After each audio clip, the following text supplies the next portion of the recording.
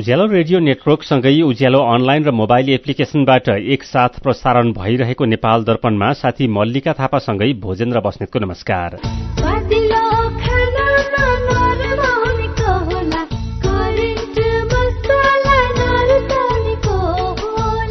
नेपाल दर्पणको साथमा करेन्ट मसला र करेन्ट चिया, स्वादको झट्का। नेपाल दर्पण सुरु गरौं मुख्य खबरका शीर्षकहरूबाट। तीनवटै निर्वाचन क्षेत्रको उपचुनाव छिटपुट घटना बाहेक शान्तिपूर्ण रूपमा सम्पन्न। आजै रातिदेखि मतगणना शुरू गर्ने आयोगको तयारी, मंगलबारसम्म अन्तिम परिणाम आइसक्ने। औद्योगिक क्षेत्रमा विद्युत आपूर्ति नियमित नभएको उद्योगीहरूको गुनासो। हिउँ र वर्षा नहुँदा उत्पादन घटेर केही समस्या आए पनि ठूलो समस्या नरहेको विद्युत प्राधिकरणको भनाई। नेपालमा 4% बालबालिकाले कुनै पनि खोप नलगाएको स्वास्थ्य मन्त्रालयको तथ्याङ्क। भोलिदेखि खोप सप्ताह सञ्चालन गर्दै। जीवहरू लोप हुनबाट रोक्ने समय घर्किँदै गरेको वैज्ञानिकहरूको चेतावनी। मानव इतिहास शुरू भए यता सबैभन्दा धेरै बोट बिरूवा र जनावरहरू लोप हुने बिन्दु आइपुगेको भनाई। र ए डिभिजन लीग फुटबलमा हिमालयन शेर्पा र सातो बाटोको खेल बराबरी। एससीसी प्रिमियर कपमा यूएई र ओमानको जित। बचतमा उच्च ब्याज ऋण पनि सस्तो सस्तो सस्तो। बल्ल आयो बचत खाता सोचे जस्तो। हजुर, बचत सोझै मुद्दतीमा परिणत हुने झन्झटिलो कागजी प्रक्रिया बिना मोबाइल ब्याङ्किङकै माध्यमबाट पनि ऋण सहितका अन्य सुविधाको लागि आजै खोलौं सोचे जस्तै ब्याङ्क खाता। बचत गरौं। ग्लोबल आइएमए ब्याङ्क, सबैका लागि ब्याङ्क। हवाई इन्टरनेशनल हस्पिटल बिना अपरेसन, पायल्स, फिसर, फिस्टुलाको अत्याधुनिक नयाँ प्रविधि मार्फत सफल उपचार गरिन्छ। हवाई इन्टरनेशनल हस्पिटल प्राली, चाबहिल, काठमाडौँ। फोन 01 45 81 616 98 64 25 82 83। नेपाल दर्पणमा अब खबरको सिलसिला। तनहुँ 1, चितवन 2 र बारा 2 मा प्रतिनिधि सभा सदस्य चयनका लागि आज भएको उपचुनाव शान्तिपूर्ण रूपमा सकिएको निर्वाचन आयोगले जनाएको छ। आयोगले विज्ञप्ति निकालेर प्रतिनिधि सभा सदस्यको उपचुनाव शान्तिपूर्ण र उत्साहजनक रूपमा सम्पन्न भएको र 60% मतदान भएको जनाएको छ। मतदानको विवरण आयोगको सूचना प्रणालीमा समावेश गर्ने क्रम चलिरहेकोले कुल मतदान केही तलमाथि हुन सक्ने आयोगले जनाएको छ।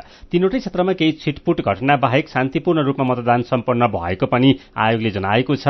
मतपेटिका संकलन सकिएपछि सम्भवतः आजै रातिदेखि मतगणना शुरू हुने आयोगले जनाएको छ। तनहुँ 1 मा झण्डै 52% मत खसेको निर्वाचन अधिकारी हरिप्रसाद ढकालले जानकारी दिनुभयो। गएको मंसिरमा भएको चुनावमा तनहुँ 1 मा 54.03% मत खसेको थियो।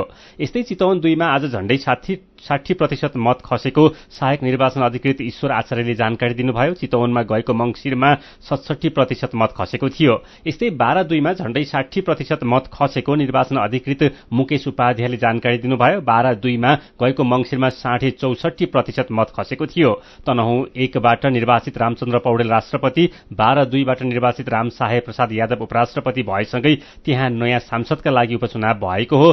चितवन 2 मा त्यहाँबाट निर्वाचित रवि लामिछानेको सांसद पद उहाँको नागरिकता विवादमा सर्वोच्च अदालतले खारेज गरिदिएपछि पुनः उपचुनाव भएको हो। मतदान भइरहेका बेला दिउँसो चितवनकै नवीकरण माविमा रवि लामिछाने र अन्य दल पक्षधर बीच विवाद हुँदा 3 घण्टा भन्दा बढी समय मतदान अवरुद्ध बनेको थियो। पछि राष्ट्रिय स्वतन्त्र पार्टीले माफी माग्ने गरी भएको सर्वदलीय सहमतिपछि पुनः मतदान शुरू भएको हो। रवि लामिछाने पक्षधरहरूले उहाँको पक्षमा नाराबाजी गरेसँगै उत्पन्न विवादलाई नियन्त्रणमा लिने क्रममा विद्यालय परिसर बाहिर प्रहरीले बल प्रयोग समेत गरेको थियो। चितवनको उपचुनावमा 12 दल र 10 स्वतन्त्र गरी 22 जना उम्मेद्वार प्रतिस्पर्धामा छन्। यस्तै बारा 2 मा 10 जना राजनीतिक दल र 24 जना स्वतन्त्र गरी 34 जना उम्मेद्वार छन् भने तनहुँ 1 मा सबै 9 जना राजनीतिक दलका उम्मेद्वार रहेका छन्। तीनवटै क्षेत्रको परिणाम आउँदो मंगलबारसम्ममा सार्वजनिक गर्ने गरी मतगणना गर्ने आयोगले जनाएको छ। कर्णाली प्रदेशका मुख्यमन्त्री राजकुमार शर्माले आउँदो शुक्रबार प्रदेश सभामा विश्वासको मत लिनुहुने भएको छ। शर्माले प्रदेश सभा सचिवालयमा पुगेर विश्वासको मत लिने पत्र दर्ता गराउनु भएको हो। शर्माले यसअघि 2 पटक विश्वासको मत लिइसक्नु भएको छ। पहिलो पटक माघ 6 गते विश्वासको मत लिनुभएका शर्माले चैत 17 गते दोस्रो पटक विश्वासको मत लिनुभएको थियो। चैत 27 गते एमाले समर्थन फिर्ता लिएपछि उहाँले तेस्रो पटक विश्वासको मत लिन लाग्नु भएको हो। एमाले समर्थन फिर्ता लिएपछि कांग्रेस कर्णाली प्रदेश सरकारमा सहभागी भइसकेको छ। प्रधानमन्त्री पुष्पकमल दाहाल प्रचण्डले नेपालमा बनेका गाडी दर्ता प्रक्रियाका लागि कानूनको मस्यौदा अगाडि बढ़ाउन तथा प्रोत्साहनको नीति ल्याउन निर्देशन दिनुभएको छ। नेपालमा बनेको गाडी दर्ता नभएको भन्ने गुनासो आएको भन्दै उहाँले दर्ता सम्बन्धी कानूनको तयारी गर्न र नेपाली उत्पादनलाई प्रोत्साहन गर्ने नीति अख्तियार गर्न नेपाल सरकारका मुख्य सचिव शंकरदास बैरागीलाई निर्देशन दिनुभएको हो। प्रधानमन्त्रीले यात्री लगायतका नेपालमै उत्पादित गाडीले नयाँ दर्ता भई काम गर्न नपाएको भनी सञ्चार माध्यममा आएका गुनासोप्रति आफू गम्भीर रहेको भन्दै त्यसका लागि आवश्यक कार्यविधिलाई छिटो टुङ्गोमा पुर्याउन मुख्य सचिवलाई निर्देशन दिनुभएको छ। औद्योगिक क्षेत्रमा विद्युत आपूर्ति नियमित नभएको भन्दै उद्योगीले गुनासो गरेपछि नेपाल विद्युत प्राधिकरणले यो सामान्य समस्या रहेको बताएको छ। हिउँद शुरू भएदेखि नै उद्योगमा विद्युत कटौती भइरहेको भन्दै आज विराटनगरमा उद्योगीहरूले प्रदर्शन नै गरे। विराटनगरमा उद्योगीहरूले प्रदर्शन गरिरहँदा प्राधिकरणमा पत्रकार सम्मेलन गरेर प्राधिकरणका कार्यकारी निर्देशकले यो ठूलो समस्या नरहेको भन्दै 15-20 दिनमा समाधान हुने बताउनुभयो। उहाँले अहिले उद्योगमा लोडसेडिङ नगरेको दावी गर्दै केही विद्युत कटौती गरेको र उद्योगीहरूले तालिका बनाएर उद्योग चलाउनु पर्ने बताउनुभयो। कोशी प्रदेशका सुनसरी, मोरङ औद्योगिक करिडोर लगायतका क्षेत्रमा केही समस्या देखिएको उहाँले बताउनुभयो। प्राधिकरणले 5 वर्ष अघि नै लोडसेडिङ अन्त्य भइसकेको दावी गरे पनि हिउँदयाममा औद्योगिक क्षेत्रमा विद्युत आपूर्तिमा समस्या हुने गरेको छ। कराइसी ग्राहकलाई विद्युत कटौती गरिएको छैन। यो वर्ष पर्याप्त हिउँ र पानी नपरेर सुक्खा याम लम्बिँदा नदी प्रवाहमा आधारित जलविद्युत आयोजनाहरूको उत्पादन कुल क्षमताको झण्डै 25% मा सीमित भएको प्राधिकरणले जनाएको छ। किसिङले मनसून शुरू भएसँगै खोला नालामा पानीको बहाव बढ़ेर विद्युत उत्पादन वृद्धि हुने भएकाले अहिलेको समस्या छिटै समाधान हुने बताउनुभयो। अहिले प्रणालीमा विद्युतको उच्चतम माग 1750 मेगावाट पुगेको छ। औसत माग 1300 मेगावाट र आधार माग 1275 मेगावाट छ। तराईमा गर्मी बढ़दा खेतमा सिंचाई गर्न लोड अत्यधिक बढ़ेको छ। आन्तरिक उत्पादनले विद्युत माग धान्न नसकेपछि दैनिक रूपमा औसत 500 मेगावाट आयात गरिएको प्राधिकरणले जनाएको छ। नेपालमा 4% बालबालिकाले कुनै पनि खोप नलगाएको पाइएको स्वास्थ्य तथा जनसंख्या मन्त्रालयले जनाएको छ। नेपालमा अहिले 80% बालबालिकाले खोपको पूर्ण मात्रा लगाएका 16% बालबालिकाले कुनै खोप छुटाएका र 4%ले कुनै पनि नलगाएको पाइएको स्वास्थ्य तथा जनसंख्या मन्त्रालय अन्तर्गतको परिवार कल्याण महाशाखाको बाल स्वास्थ्य तथा खोप शाखाका प्रमुख डाक्टर अभियान गौतमले जानकारी दिनुभयो। गौतमका अनुसार विशेष गरी इट्टाभट्टा कल कारखानामा काम गर्ने बालबालिका त्यस्तै बालबालिका बिरामी भएर कोरोना भाइरसको समयमा लकडाउन र सूचना अभावले 4% बालबालिका खोप लगाउनबाट वञ्चित हुनु परेको हो। मन्त्रालयले खोप लगाउन छुटेका बालबालिकाहरूलाई खोजेर खोप लगाउन भोलिदेखि वैशाख 17 गतेसम्म खोप सप्ताह सञ्चालन गर्दैछ। अभियानमा सरकारले खोप लगाउन छुटेका बालबालिकाको पहिचान गरी खोप प्रदान गर्नेछ। नेपालमा अहिले 13 प्रकारका रोग विरुद्धको खोप बालबालिकालाई दिँदै आएको छ। यसैबीच पछिल्लो 24 घण्टामा 81 जनामा कोरोना भाइरसको संक्रमण पुष्टि भएको छ। 54 जना संक्रमित निको भएका छन्। नेपालमा कोरोना भाइरसका सक्रिय संक्रमितको संख्या 370 जना पुगेको छ। सीधा कुरा प्रश्न विचार, यो हो उज्यालो रेडियो नेटवर्क नेपाल दर्पणमा कुराकानीसँगै खबरको सिलसिला बाँकी नै छ, सुन्दै गर्नुहोला। एचआईभीका बारेमा खुलेर कुरा गरौं। एचआईभी खराब आचरणको नतिजा नभई असावधानीको परिणाम हो, तसर्थ यसबाट बच्न असुरक्षित यौन सम्पर्क नराखौं। अन्य व्यक्तिले प्रयोग गरेका धारिला औजार जस्तै छुरी, दारी काट्ने ब्लेड प्रयोग नगरौं र रगत चढाउनु पर्ने अवस्था भएमा परीक्षण गरेको रगत मात्र चढाउँ। संक्रमित भइसकेकालाई समयमै उपचारमा लगौं र अकालमै हुन सक्ने मृत्युबाट जोगाउँ। समयमै उपचार गर्नाले संक्रमित गर्भवती महिलाले पनि स्वस्थ बच्चा जन्माउन सक्छिन्। Nepal youth foundation, 12+, Lumbini plus र मकवानपुर महिला समूह। विदेशबाट आयामी गरेको पैसा सिधै तपाईको मोबाइलमा लिन मिल्छ। अहिलेको अवस्थामा बाहिर गएर पैसा निकाल्न त्यति सजिलो छैन। त्यसैले आफ्नो मोबाइल निकाल्नुहोस्, आइएमई पे डाउनलोड गर्नुहोस् अनि घर बसी बसी आफ्नो रकम प्राप्त गर्नुहोस्। विदेशबाट आइएमई गरेको रकम प्राप्त गर्न आफ्नो मोबाइल फोनमा आइएमई पे डाउनलोड गर्नुहोस्। अब आइएमई गरौँ, आइएमई पे मा प्राप्त गरौँ सजिलै। उज्यालो रेडियो नेटवर्कबाट प्रसारण भइरहेको नेपाल दर्पणमा तपाईंलाई फेरि स्वागत छ। यतिन्जेल हामीले तीनवटै निर्वाचन क्षेत्रको उपचुनाव शान्तिपूर्ण रूपमा सम्पन्न, मंगलबारसम्म अन्तिम मत परिणाम आइसक्ने, हिउँ र वर्षा नहुँदा उत्पादन घटेर विद्युत वितरणमा समस्या आएको प्राधिकरणको भनाई, नेपालमा 4% बालबालिकाले कुनै पनि खोप नलगाएको स्वास्थ्य मन्त्रालयको तथ्याङ्क लगायतका खबर प्रस्तुत गर्यौं। नेपाल दर्पणमा अब बाँकी प्रसंग। अन्तर्राष्ट्रिय बजारमा अघिल्लो वर्षको तुलनामा रासायनिक मलको भाव घटेको छ। कोरोना महामारीमा जस्तो आयातका लागि पनि समस्या छैन। सरकारले पनि निरन्तर बजेट छुट्याएको छ। सरकारले आवश्यक पर्ने रासायनिक मल ल्याउनका लागि 2 निकाय कृषि सामग्री कम्पनी र साल्ट ट्रेडिङ कर्पोरेशनलाई जिम्मेवारी दिएको छ। त्यसमा कृषि सामग्री कम्पनीले 70% र साल्ट ट्रेडिङले 30% मल ल्याउने गरी अनुमति छ। तर अहिले पनि किसानले मल नपाउने समस्या उस्तै छ। खेतीबाली लगाउने र मल दिनुपर्ने बेला सधैँ समस्या बल्झिन्छ। त्यसमाथि बर्खे बाली धानलाई मलको अभाव चर्को हुन्छ। अहिले रासायनिक मलको मौजदात अवस्था के छ भनेर साथी मदन पौड्यालले कृषि सामग्री कम्पनी लिमिटेडका कायम मुकायम प्रबन्ध संचालक विष्णु प्रसाद पोखरेललाई सोध्नु भएको छ। अहिले हामीसित युरिया 34,636 मेट्रिक टन स्टकमा छ। डीएपी 16,600 मेट्रिक टन स्टकमा छ र यसको अलावा 20,000 मेट्रिक टन युरिया हाम्रो कलकत्तामा जहाजबाट अनलोड भएर त्यहाँ प्याकिङ भइरहेछ। त्यो अबको 15-20 दिनमा त्यो 20,000 मेट्रिक टन पनि हाम्रो गोदामहरूमा आइपुग्छ। 20,000 मेट्रिक टन डीएपी भारतको विशाखापट्टनममा जहाज आएर त्यहाँ अनलोडको क्रममा छ। त्यो पनि 1 महिनाभित्र त्यो मल पनि आउँछ। यसरी गर्दा हामी विगतभन्दा राम्रो पोजिसनमा छौँ र अनि मलको समस्या भने चाहिँ म देख्दिनँ। किसानको समस्या र किसानको गुनासो बारे तपाईँ जानकार हुनुहुन्छ, अवगत छ? अहिले हामीले यो वर्ष चाहिँ किसान दाजुहरूले मागे अनुसार भने अनुसार मल दिन चाहिँ सकेका छैनौँ। किनभने हामीले त्यसरी मल दिनलाई हामीले हरेक वर्ष कम्ती 5 लाख मेट्रिक टन भन्दा बढी मल आपूर्ति गर्नुपर्ने हुन्छ। हाम्रो विगतको र यो चालु वर्षको अवस्थालाई हेर्ने भने यथर कोभिड हामी चाहिँ अत्यन्त समस्यामा पर्दै आएको पनि छौँ। अन्तर्राष्ट्रिय बजार पनि यति बढेर गयो कि सरकारले दिएको पैसाले किन्न नसकिने र पनि फेरि सरकारले पछि बजेट थप्दै जानुपर्ने अवस्थाले गर्दा यो वर्ष हामीले 3.5 लाख 4 लाख टनसम्म ल्याउन सकिन्छ कि भन्ने असारसम्म भन्ने जमर्को गरेका छौँ। त्यसमा आउने वर्ष चाहिँ हामीले पहिले प्लानिङ गरेर अर्थ मन्त्रालयसँग रिक्वेस्टै गरेर 5 लाख टनको बजेट कम्तीमा हामीलाई यसुर गरिदिनुहोस् र 5 लाख टन ल्यायो भने अब आउने वर्ष चाहिँ समस्या हुँदैन। जसरी यो वर्ष भने अनुसार हजुरले भने चाहिँ दिन सकिएन भन्ने कुरा आइरहेछ नि, हो त्यो अवस्था चाहिँ नआउनलाई आगामी वर्ष हामीले त्यो पहल गरिरहेछौँ होइन। टेन्डर पनि हाम्रो अरू पनि फ्लो गरिरहेछौँ। डीएपी पनि हाम्रो 25,000 को छ, मैले अहिले जुन भनिनँ त्यो पनि छ र अर्को 1,000 टन हामी युरिया पनि छिटै निकाल्दैछौँ। अब अहिले मलको के छ भने हामीसँग स्टक छँदैछ, कोटा छ। कोटा सिस्टम अनुसार हामीले मल बेचेका छौँ, तपाईँहरूलाई थाहै छ। हामी सहकारी सङ्घ संस्था मार्फत मल खाद्य बिक्री वितरण गर्छौँ र अब कतिपय कोटा भएको हुनाले अब कतिपय किसान दाजुले अहिले आफूलाई चाहिने जति मल, जस्तो उहाँहरूलाई 3 बोरा चाहिएको छ भने 2 बोरा मात्रै पाउनु भयो होला, 1 बोरा नपाउँदा मल भएन भन्ने पनि बुझाइ पनि हुनसक्छ। त्यसले त्यो गर्दाखेरि अब त्यस्तो समस्या नआओस् भनेर हामी चाहिँ योजनाबद्ध ढङ्गले अगाडि बढ्न खोजेका छौँ आगामी दिनमा।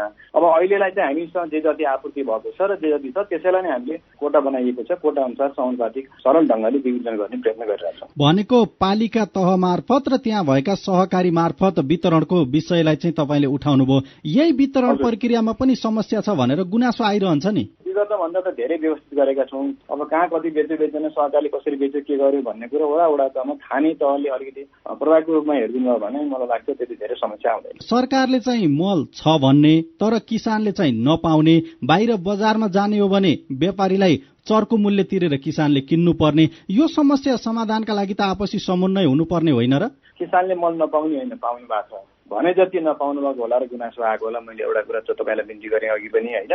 अब हामीसँग मल छ, हाम्रो दैनिक 700-700 मेट्रिक टन बिक्री वितरण भइरहेछ, बेचेका पनि छौँ, बिक्री वितरण गरेका छौँ, परिचालन गर्ने ठाउँ परिचालन पनि भइरहेछ। समस्या के हो भने आपूर्ति हामीले बढी ल्याउन नसक्दा आएको समस्या हो होइन। त्यो भनेको विभिन्न कारण तपाईँलाई थाहै छ, अन्तर्राष्ट्रिय बजार बढ्दै जानु, राज्यले अब सबै मल अनुदानको प्रतिशत तपाईँ हेर्नु भने झन्डै 80% अनुदान छ होइन। अब अनुदान यदि धेरै पर्सिन्छ, त्यो अनुदानलाई पनि हामीहरूले कम गर्न सकिरहेको छैनौँ। अब झन्डै 38 अरब बजेट विनियोजन गर्दा पनि 3.5 लाख पनि नआउने अवस्था थियो। अहिले मार्केट घटेको हुनाले 4 लाखसम्म ल्याउन सकिन्छ कि यो वर्ष भन्ने जो हाम्रो दुवै निकाय भनौँ न 70% हामी गर्छौँ, 30% सल्टनीले गर्छ। दुवै निकायले त्यसरी ल्याउन सक्छौँ भन्ने ढङ्गले मन्त्रालयमा छलफल भएर हामीलाई त्यही किसिमको निर्देशन पनि भएको छ होइन। यो बर्खाका लागि पक्कै सहज हुन्छ त? यो बर्खालाई सहज हुन्छ, त्यस्तो हामीले विगत जस्तो आत्मन गर्ने किसान दाजुभाइले त्यो अवस्था छैन। उहाँ हुनुहुन्थ्यो कृषि सामग्री कम्पनी लिमिटेडका कायम मुकायम प्रबन्ध सञ्चालक विष्णुप्रसाद पोखरेल।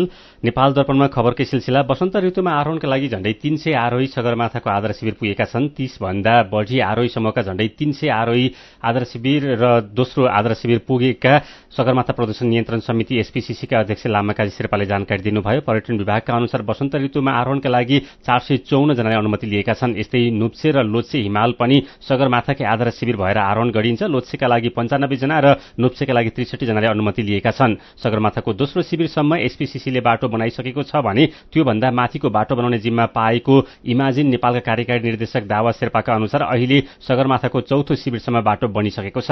मौसमले साथ दिएमा आउँदो मे 10 तारिकसम्म सगरमाथाको शिखरसम्म बाटो खुलाएर आरोहण सुरु गर्ने पर्वतारोहण सञ्चालक संघले जनाएको छ।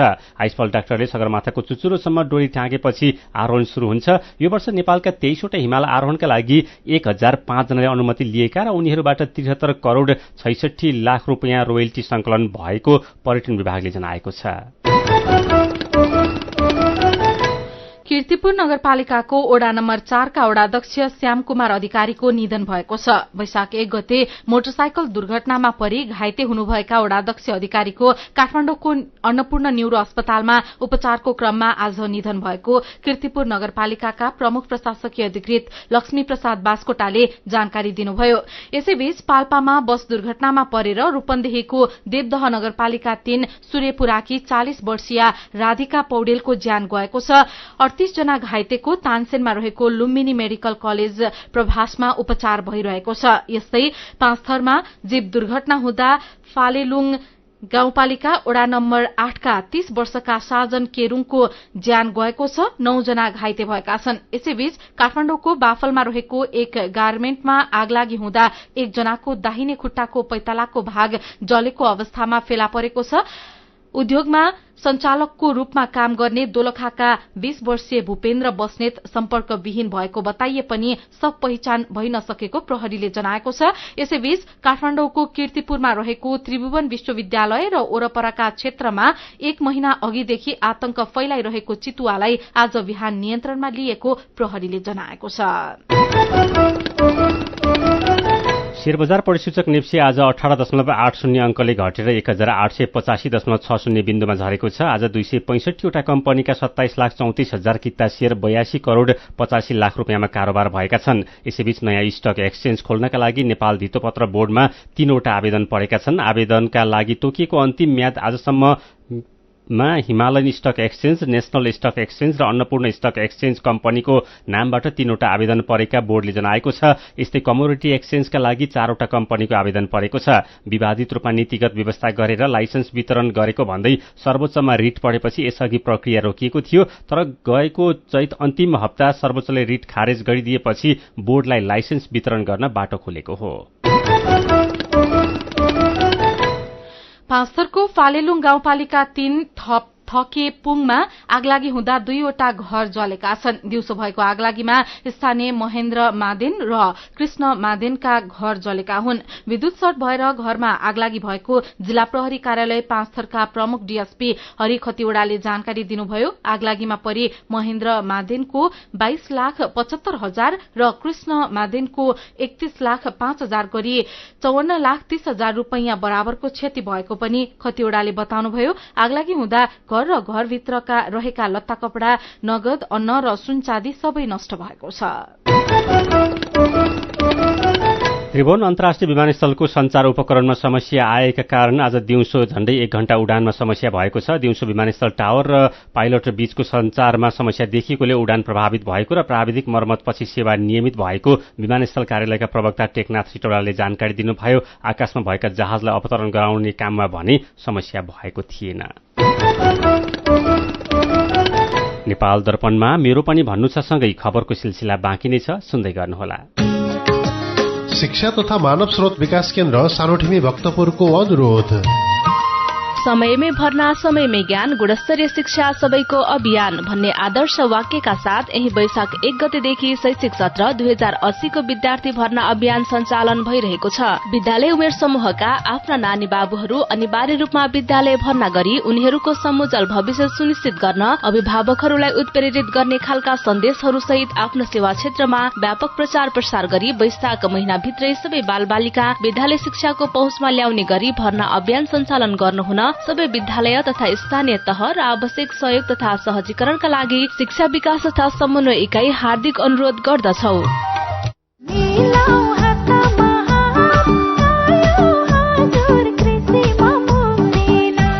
अब कृषि सम्बन्धी सम्पूर्ण सेवा तथा सामग्रीहरू पाउनुहोस् एकै ठाउँमा। मल, बिउ, विषादी, औजार उपकरण र सम्पूर्ण प्राविधिक सेवाहरू अब नजिकैको एग्रोभेट, सहकारी तथा कम्पनीको आधिकारिक विक्रेताहरूकोमा गई सम्पर्क गर्नुहोला। मुक्तिनाथ कृषि कम्पनी लिमिटेड, समृद्धिको आधार कृषि, कृषिको आधार प्रविधि। थप जानकारीको लागि 98 023 10 9 64। तातोले झन्डै जिब्रो चाहियो। मलाई 1 लाख रुपैयाँ दिनु न। पहिला मलाई हँसाएर देखाऊ। मैले तपाईलाई हँसा भने तपाईले मलाई 1 लाख रुपैयाँ दिनुहुन्छ? मैले दिने होइन नि त, जस्मिन पेन्ट्सले दिन्छ। जस्मिन कुल कमेडी फुल। तपाई पनि स्ट्यान्ड अप कमेडी खिचेर पठाइहाल्नुहोस् है। पहिलो हुनुभयो भने 1 लाख, दोस्रो हुनुभयो भने 50,000 र तेस्रो हुनुभयो भने 25,000 नगद पुरस्कार पाउनुहुन्छ। थप जानकारीको लागि जस्मिन पेन्ट्सको आधिकारिक फेसबुक पेज जस्मिन पेन्ट्स नेपाल फलो गर्नुहोला वा 98 024 86 385 मा व्हाट्सएप, भाइबर वा सिधै सम्पर्क गर्नुहोला। नेपाली मनको नेपाली रङ, जस्मिन पेन्ट्स। उज्यालो रेडियो नेटवर्क मार्फत देशभरिका विभिन्न एफएम स्टेशन तथा उज्यालो अनलाइन र मोबाइल एप्लिकेशनमा प्रसारण भइरहेको नेपाल दर्पणमा तपाईंलाई फेरि स्वागत छ। नेपाल दर्पणमा अब बाँकी खबर। प्रत्येक वर्ष वैशाख शुक्ल तृतीयाका दिन मनाइने अक्षय तृतीया पर्व आज सातु र शरबत दान गरेर र खाएर मनाइएको छ। यस दिन गरिएको स्नान, दान, ध्यान, जप लगायत पुण्य कर्म कहिल्यै नाश नहुने कुरा विभिन्न पुराणमा वर्णन गरिएको छ। जौको सातु र शरबत वैशाखको गर्मीमा अमृत समान हुने भएकाले दान गर्ने र आफूले पनि खाने वैदिक कालदेखिको परम्परा हो। अनधिकृत रूपमा प्रकाशन भएका पात्रो, भित्रे पात्रो र गोजी पात्रको निरीक्षण अनुगमन गरी नियन्त्रण गर्न गृह मन्त्रालयले 77 वटै जिल्ला प्रशासन कार्यालयहरूलाई परिपत्र गरेको छ।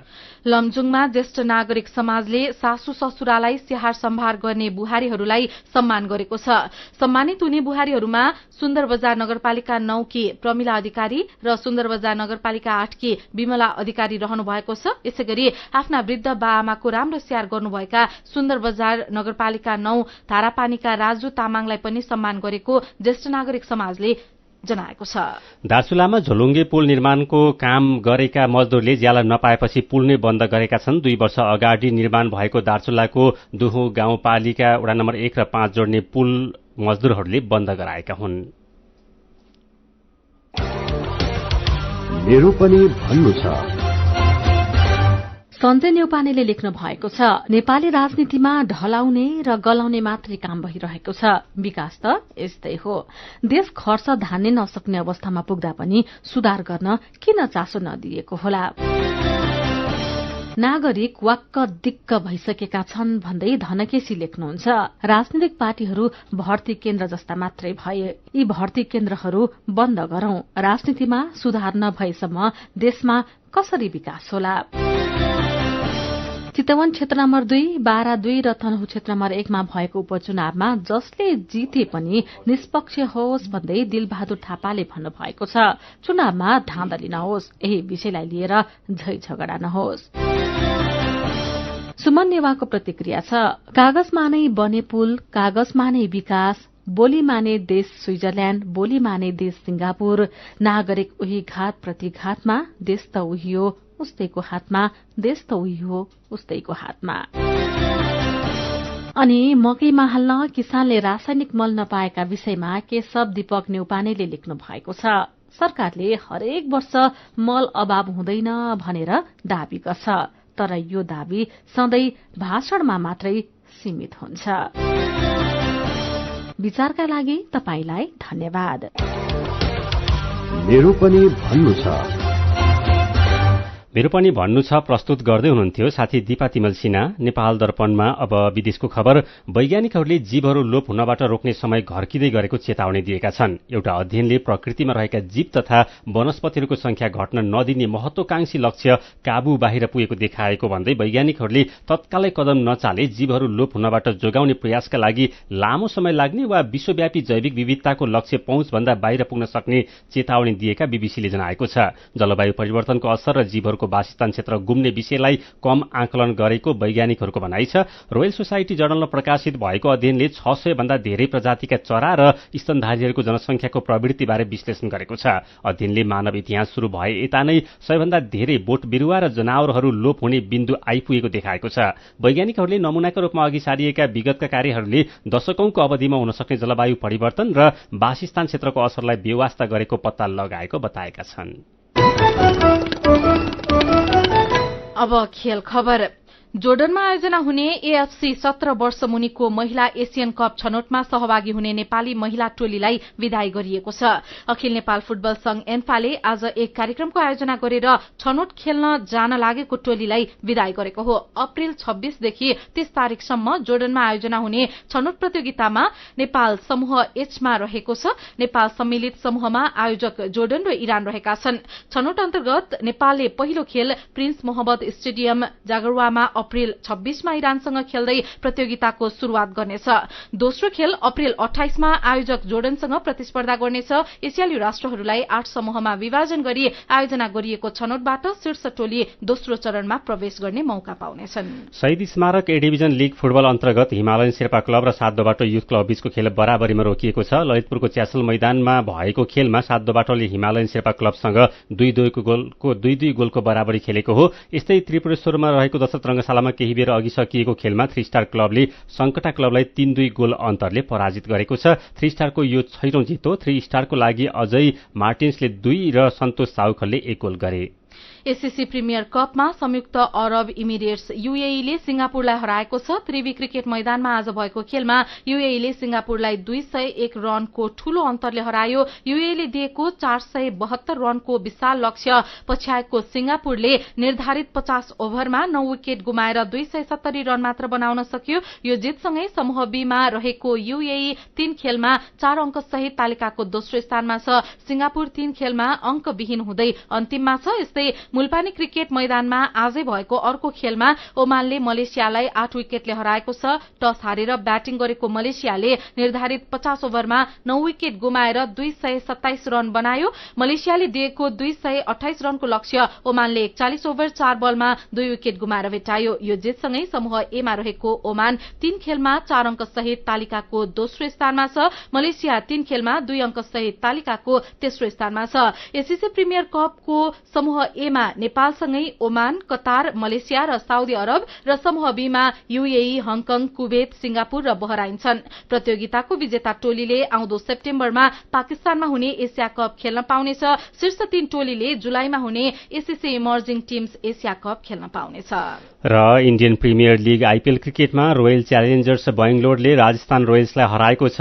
आज बैंगलुरूमा भएको खेलमा घरेलु टोलीले राजस्थानलाई 7 रनले हरायो। बैंगलोरले दिएको 190 रनको लक्ष्य पछ्याएको राजस्थानले निर्धारित 20 ओभरमा 6 विकेट गुमाएर 182 रन मात्र बनाउन सक्यो। त्यसअघि टस हारेर ब्याटिङ गरेको बैंगलोरले 20 ओभरमा 9 विकेट गुमाएर 189 रन बनायो। यो जितसँगै बैंगलोर 7 खेलमा 8 अंक सहित तालिकाको 5औं स्थानमा उक्लिएको छ। राजस्थान उति नै खेलमा 8 अंक सहित पहिलो स्थानमा यथावत छ।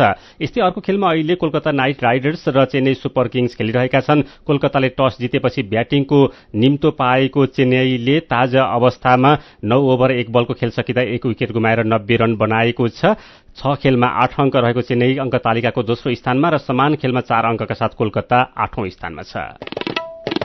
खेल खबरसँगै हामी नेपाल दर्पणको अन्त्यमा आइपुगेका छौं। आजका मुख्य खबरका शीर्षक फेरि एकपटक।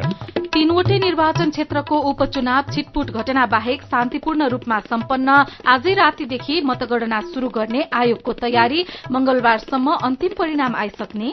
औद्योगिक क्षेत्रमा विद्युत आपूर्ति नियमित नभएको उद्योगीहरूको गुनासो। हिउँ र वर्षा नहुँदा उत्पादन घटेर केही समस्या आए पनि ठूलो समस्या नरहेको विद्युत प्राधिकरणको भनाई। नेपालमा 4% बालबालिकाले कुनै पनि खोप नलगाएको स्वास्थ्य मन्त्रालयको तथ्याङ्क। भोलिदेखि खोप सप्ताह सञ्चालन गर्दै जीवहरू लोप हुनबाट रोक्ने समय घर्किँदै गरेको वैज्ञानिकहरूको चेतावनी, मानव इतिहास सुरु भए यता सबैभन्दा धेरै बोट बिरुवा र जनावरहरू लोप हुने बिन्दु आइपुगेको भनाई र ए डिभिजन लीग फुटबलमा हिमालयन शेर्पा र सातो बाटोको खेल बराबरी, एससीसी प्रिमियर कपमा यूएई र ओमानको जित। आजको नेपाल दर्पण सकिएको छ। प्राविधिक साथी संघर्ष विष्टसँगै हामी मल्लिका थापा र भजेन्द्र बस्नेत पनि बिदा हुन्छौं। उज्यालोको मोबाइल एप्लिकेशन र अनलाइनमा प्रसारण भइरहेका रेडियो र अनलाइनका सामग्री भाइबरमा पनि उपलब्ध छन्। सुक्खा समयमा आगलागीको धेरै जोखिम हुने भएकोले आगो बाल्ने वस्तुको सुरक्षित प्रयोग गरौं। नमस्कार।